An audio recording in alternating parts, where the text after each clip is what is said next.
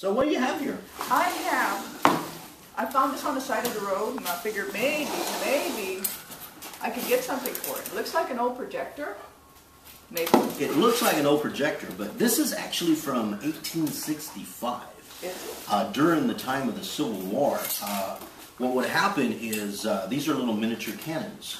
Oh. See, you would actually point this at the enemy. Now, what would happen is rather than using the big cannons, they would bring the little miniature cannons.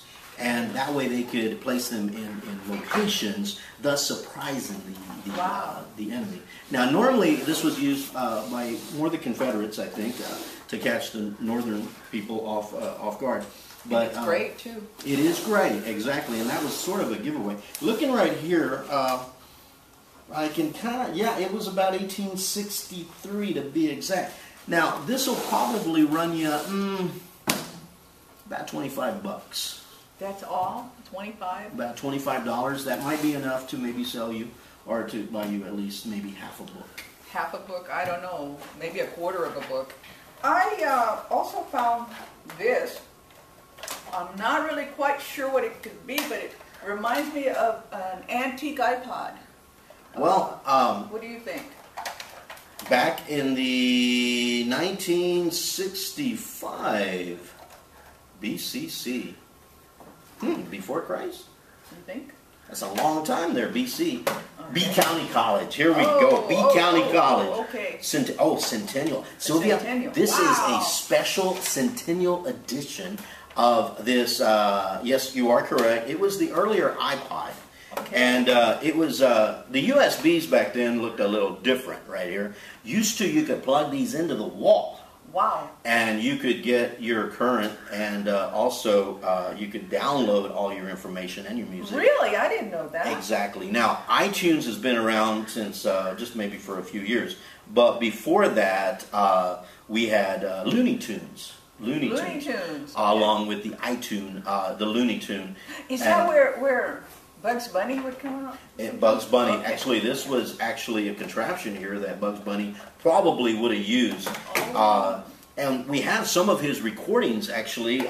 These are funny little buttons right here. Now, no need to double-click on these. Double-clicking wasn't invented until about when Windows came out. Windows in the late 90s, perhaps. 3.11. And people would double-click. Now, in the earlier days, you would have two of these at the same time. Okay, and right this here. Oh, okay. Takes what goes in there? This right here is, well, it's 8-track. 8-track. What happened there is you could actually, it was called 8-track because, well... 8-track or cassette? Well, 8-track cassette, you see. And they were very valuable back then because people use them, of course, to listen to music, but to make recordings of themselves, you know, much like the flip video that we're using here. Okay. But this was strictly audio. Now, audio for some of you people is just audio talking, no video involved. But you can kind of see the way this contraption is set up. Very, very nice. I like it. I don't know if there's much demand for it right now, Sylvia. Okay. I have a feeling that you're not going to get much for it. Perhaps I would probably use it as a doorstop. Okay. I value this. I am sorry, folks, at $0. Okay. But along with this, we are going to give you an 8-track tape of the Bee Gees and the Commodores back from the 70s. That would be awesome. And you know, you may not be able to play them on 8-track, but hey, I don't think. It's just for your time. Thank you for coming to the Antique Roadshow. Welcome to the Antique Roadshow, to be exact. We have again our guest, Sylvia. And I'm really, really needing some money bad. And so Sylvia has found this nice little device from JVC right here.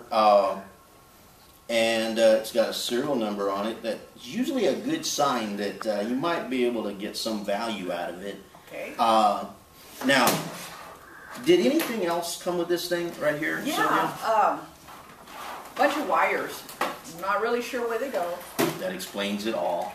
Before there was wireless, Sylvia, there was wire. Thus the wireless. We don't need to hook anything up. But believe it or not, back in the early days, you used to have to hook up these devices. Back here, there's some little, red, white, yellow. The red and white tended to be the audio. Okay. And when people didn't hook them up, they could see the picture on the, how do we put this, that television set, television. And the yellow one right here would be the video right here. Oh, okay. Now, Sylvia, I notice you don't have a yellow cable. I don't. That is all I could find. That's going to definitely lower the value of this. No. This is called a VCR. Oh, wow. Video cassette recorder. And what would happen is you would put the tape through this little compartment. I didn't know that moved. Yes. Wow. Just go ahead, put your hand in there. Oh, yeah, it stuck, will it? No, it will not get stuck. Oh, there's a big old silver thing in there. Okay, that silver thing right there, that's what actually accepts the tape. And now, you younger people may not recall this, but used to, you would have to rewind the tape to watch the movie over and over. So your video cable is missing, so that's going to probably cost on the value. We've got ourselves some cables here too. I'm pretty sure that where did you find this? In a attic. I'm pretty sure that this right here probably was just dumped in there for no apparent reason. Okay. So this part right here is important right here. Now, we used to, when we watched movies in those days, you get lines that go across the screen. Today that might distract us a little bit now that we're using high digital Blu-ray, DVD technology. Yeah. Now you can go to any particular part of the movie at any given time. Okay. But again, it's pretty though. Now, feel how heavy it is. Yeah. it's quite heavy. I believe it's set at about 80 pounds.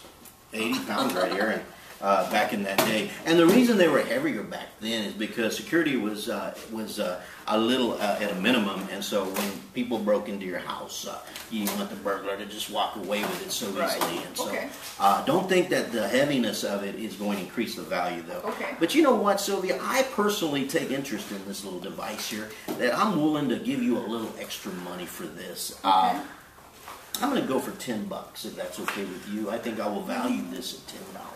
Okay, that's better than nothing. Better than nothing, and I'm not going to push it since I found it. Thank you very much, Sylvia, for joining us on the Antique Roadshow. We got $95. $95. $5 more and we've got ourselves. Almost. Beautiful. Thank you.